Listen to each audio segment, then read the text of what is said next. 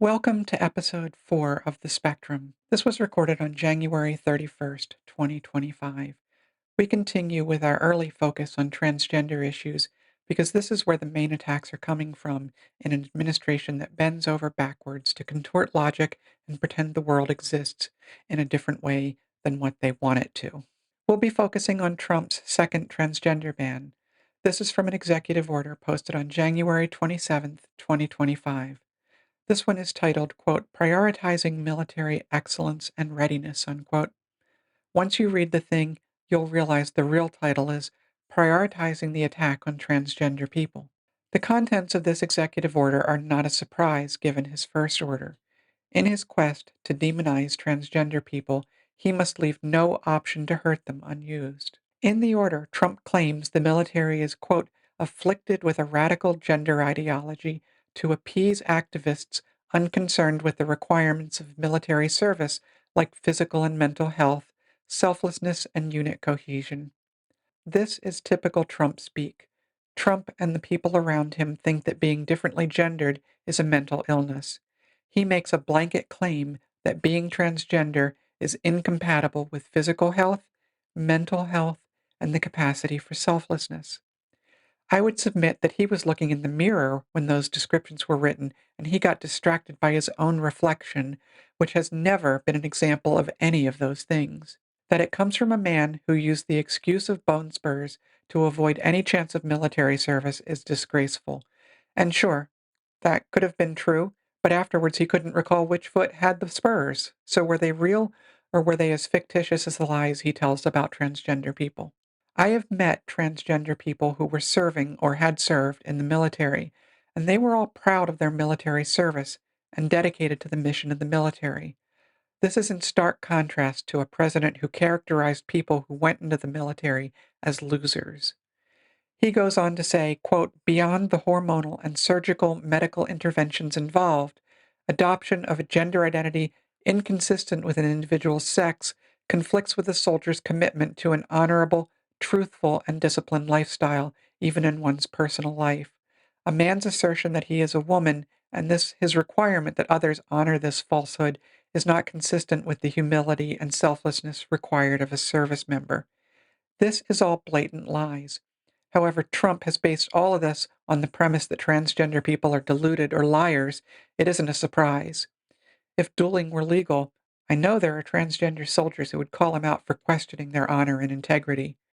From a purely academic standpoint, it is fascinating to watch Trump project his own behavior onto others. Since he can't conceive of behaving honorably or selflessly, he doesn't believe it could be possible that anyone else could be motivated in that way. He also says, for the sake of our nation and the patriotic Americans who volunteer to service, military service must be reserved for those mentally and physically fit for duty. Now, given that transgender people have been serving in the military openly or not for decades, I have to wonder how they have managed. How did they ever receive honorable discharges? How did they ever sacrifice their lives for others? If Trump's assertion are true, then they must all be physical and emotional wrecks. Except, of course, they aren't. He just makes it all up. He claims they need, quote, benefit of routine medical treatment or special provisions, unquote. This isn't true. They don't need special provisions. They just need provisions, the same as any other soldier. As to routine medical treatment, isn't any soldier entitled to that? Trump seems to think that transgender people require constant medical care, and this isn't true. While it is true that any gender confirming surgery will put someone out of commission for a bit, once healed, they will not require constant medical care. Trump takes one brief moment in the lives of some transgender people and blows it entirely out of proportion. If the person entering the military has already had this surgery, they have no downtime at all. So what's the problem? The problem is the irrational Republican fear of transgender people.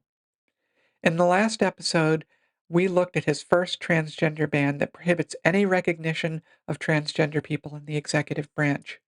We saw that it was based on an incorrect understanding of biology and psychology, and how the real purpose was to make the lives of transgender people as difficult as possible. This is just more of the same. The military was working just fine before. He has demonstrated no operational issues. He just hates transgender people and doesn't believe them when they tell the truth, so he wants to get rid of them. This order is going to force transgender people into the wrong barracks. It's going to force them to use the wrong pronouns. This will hurt their mental health. It will put their lives at risk. And of course, it will make any medical treatment impossible. This is the real kicker. Trump's action is actually designed to make their mental and physical health worse. Of course, what he really wants is to drive them out. I have no idea how many talented people the military will lose, but when the military was discharging soldiers who were discovered to be gay, it was hurting military readiness, as skilled soldiers were lost. Expect the same thing to happen here. In short, Trump's military ban will have exactly the opposite effect it says it wants to achieve. It will hurt readiness. It rejects the selflessness and honorable service of Americans who want to serve their country and who tell the truth. And the thinly veiled prejudice is obvious to everyone. It's obvious because whenever Trump targets a group, you know they have done nothing wrong other than to have the bad luck then become his political target. Like his first transgender ban, this one will hurt America. It will hurt transgender Americans.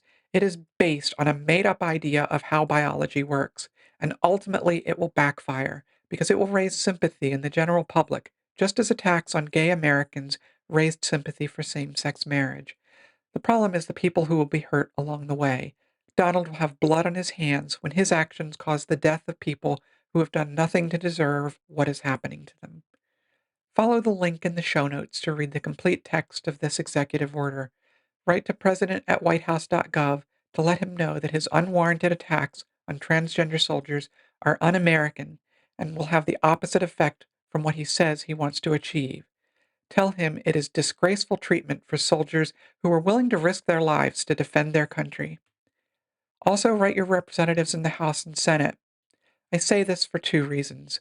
First, the entire political system needs to hear how Americans don't like it when other Americans are treated as less than human. And secondly, the email I sent to president@whitehouse.gov is currently undelivered. It's possible that it may be impossible to write to the president now.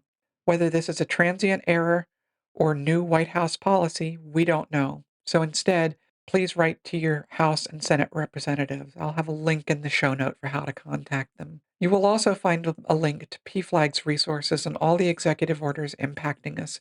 It is worth taking a look at to see what we are facing. You may have received emails from organizations like Lambda Legal and HRC asking for donations to help fight these attacks.